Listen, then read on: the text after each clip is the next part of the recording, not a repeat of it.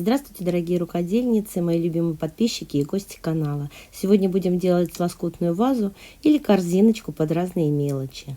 У меня вот вы уже видели, я показывала, у меня много разных образцов мебельных, и я их время от времени достаю и что-нибудь из них делаю. Не только такие, разные, но в этот раз я достала такие.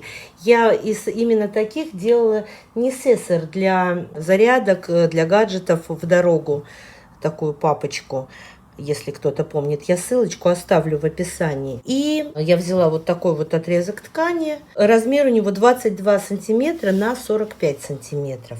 Мебельные образцы я порезала на полоски шириной 5 сантиметров, а длиной 21 сантиметр. И буду пришивать их к основе.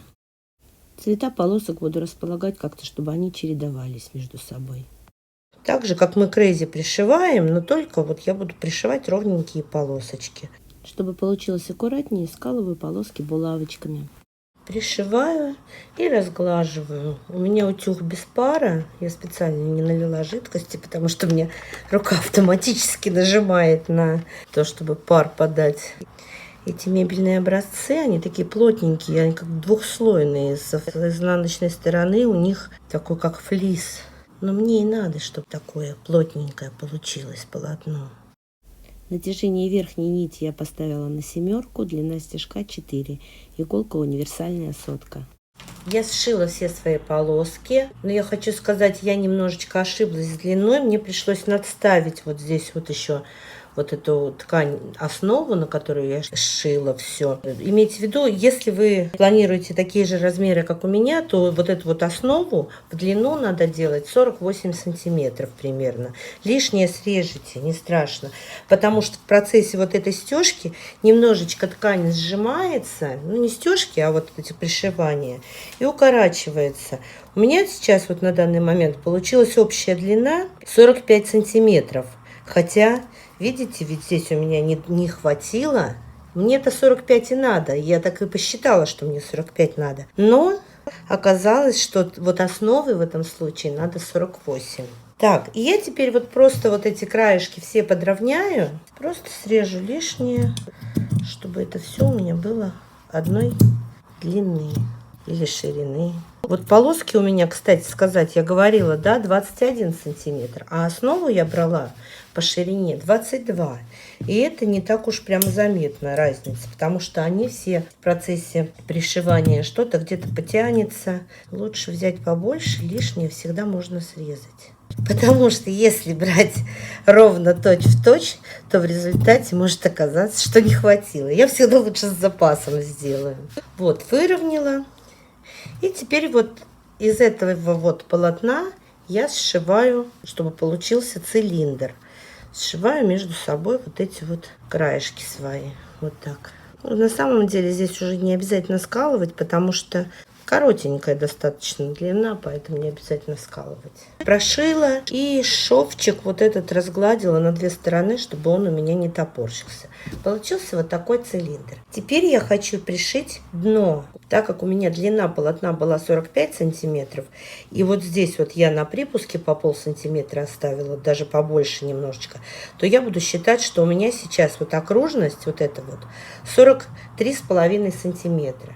Ну и, соответственно, по формуле, что длина окружности равна 2πr, я высчитаю радиус и, соответственно, размер вот этого вот круга, который мне нужен для дна. Ну, плюс с учетом на припуске. После нехитрых расчетов у меня получилось 13,8 сантиметров. Ну, у меня циркуля нет, поэтому я взяла, у меня был шаблон, помните, я делала бычий глаз, лоскутный блок, он у меня вот 13,5 сантиметров. Я просто вот обвела его и сделаю чуть-чуть припуски. Я думаю, что 3 миллиметра роли большой играть не будут. Почему? Потому что я вот, смотрите, померила этот вот шаблон. Он у меня прям вот практически подходит. За счет того, что я еще с припусками буду делать, я где-то скривлю, где-то подрастяну, подойдет у меня все. Ну, не подойдет, распарю, тогда сделаю, чтобы подошло. Дно я делаю вот из такого же мебельного образца, но уже не буду подкладку делать, потому что это не принципиально. Главное, чтобы оно было у меня дно. И теперь вот сшиваю пришиваю дно к краю своего цилиндра. Натяжение верхней нити я поставила прям вот на максимум. Длина стежка у меня 4, иголка у меня здесь 100.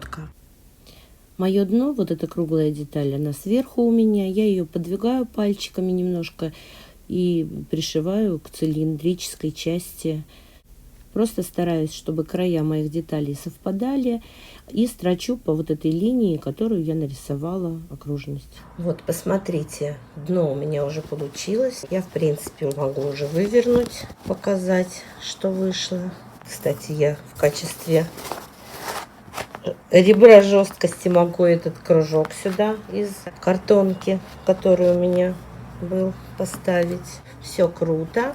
Вот, но я не буду сюда картонку. Для чего я это делаю? Вот бывает иногда, что праздники дарят много цветов, и уже все вазы кончились. И ставим все в банки, которые только вот у нас есть. И вот у меня банка 2-литровая. Я ее сюда вставляю. И смотрите, какая получится ваза красивая. Ну, не говоря уже о том, что можно, в принципе, вот это использовать как, ну, какой-то мешочек. Я хочу сделать, чтобы было не только красиво, но еще многофункционально. Потому что, ну, когда я вазу буду использовать это как вазу, ну, хотя можно всегда использовать. Но есть возможность использовать это как мешочек какой-то для хранения всякой мелочевки. Поэтому я сделаю подкладочку. Точно так же я вырезала очень подходящий, мне кажется, вот этот вот такого вот оттенка сиреневого немножечко. У меня хлопковая ткань размером 45 на 22 сантиметра. И также обвела эту картонку свою 13,5 сантиметров с припусками. И пришью точно так же, как я пришивала здесь. Пришью дно. Лицом к лицу складываю. Нет, сначала-то я должна вот эти сшить края лицом к лицу. Но когда я буду зашивать вот этот вот краешек, я оставлю отверстие не зашитое, чтобы мне можно было потом вывернуть. Ну, как сумки мы делаем, точно так же подкладку. Я сшила подкладку и здесь оставила отверстие, загладила здесь все, чтобы мне было удобнее. И теперь вот эту свою лицевую часть вставляю в подкладку. Все у меня по размеру совпадает. Надела подкладку на свою будущую вазу. И вот так вот по всей окружности прострочу. Где-то отступаю полсантиметра от края. Если вы уже подписались, то нажмите, пожалуйста, колокольчик справа от кнопки «Подписаться». В этом случае вам будут приходить уведомления о моих новых видео, и вы не пропустите ничего интересного и нового. Нажмите, пожалуйста, для меня это очень важно. Пристрочила. Теперь через отверстие оставленное вытаскиваем все, выворачиваем. Красотища. Отверстие зашиваем. Вот так. Отверстие зашила и вставляю свою подкладку внутрь будущей вазы. Все выравниваю. По-хорошему вот это вот завернуть надо и прострочить, чтобы не было вот этого вот подкладочной. Но здесь у меня настолько толще вот эти мебельные образцы, чем вот эта вот внутренняя подкладочная ткань, что получается, что проще мне вот так вот оставить, застрочить вот так и оставить вот это, там припуски вот от этих вот мебельных образцов. Но так как у меня по цвету она подходит прям хорошо, то я, наверное, так и застрочу. Короче, решила я не мучиться и застрочила вот просто вот этот вот краешек подкладки. Но у меня обнаружилась вот такая вот прикольная тесьма. И я хочу, наверное, вот так вот ее по краешку пристрочить. Я думаю, что будет хорошо. А может быть не тесьму, а вот такие кружева. Они пошире, и они по-любому мне все спрячут. Все недочеты мои. Кружева. Решено. Или тесьма? Нет, кружева. Ну, как вам? По-моему, очень симпатично получилось. И, по крайней мере, не в банке цветы стоят. А можно вот так вот украсить эту вазочку цветочками или вышивкой. Но это, конечно, надо делать до того, как подкладку пришили. Я просто приколола цветочки французскими булавочками. Просто чтобы показать, как можно сделать дизайн. Мне они не нужны, мне нужен поспокойнее. Я считаю, что красивее букета ваза не должна быть.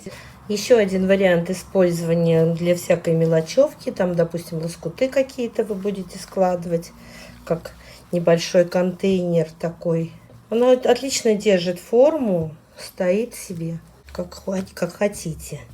Ну, еще один вариант, ту же самую банку заполнить какими-то сыпучими продуктами и точно так же убрать, и она будет стоять красиво. Можно даже завязать какой-то ленточкой.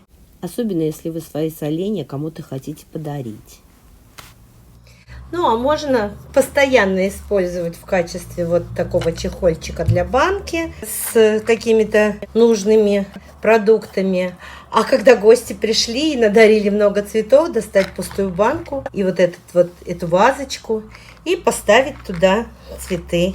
Дорогие друзья, если вам понравилось это видео, ставьте лайк, пишите комментарии. И спасибо всем, кто досмотрел до конца.